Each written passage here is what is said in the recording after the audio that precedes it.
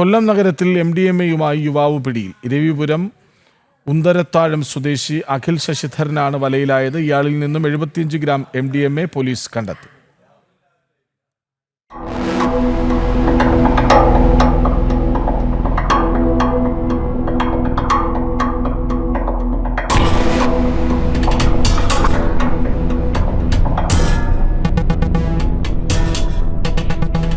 കൊല്ലം west പോലീസിന്റെയും dance of ടീമിന്റെയും സംയുക്ത പരിശോധനയിലാണ് പ്രതി പിടിയിലായത്.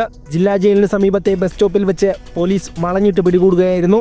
ഓണത്തിന് കൊല്ലം നഗരത്തിൽ വിതരണം ചെയ്യാൻ കൊണ്ടുവന്ന 75 ഗ്രാം MDMA-യാണ് കണ്ടെത്തിയത്. പിടികൂടിയ ലഹരിമരുന്നിന് വിപണിയിൽ 5 ലക്ഷം രൂപ വില വരും. പുന്തലത്താഴം ഉദയമന്ദിരത്തിൽ 26 വയസ്സുള്ള അഖിൽ ശശിധരനെ പോലീസ് അറസ്റ്റ് ചെയ്തു. ബസ്സിൽ തങ്കശ്ശേരിയിലുള്ള മറ്റൊരാളെ കാണാൻ പോകുന്നതായാണ് ഇയാൾ പോലീസിനോട് പറഞ്ഞത്.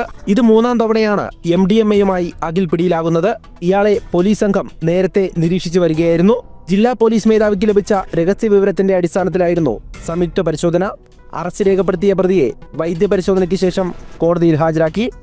ജനം, കൊല്ലം.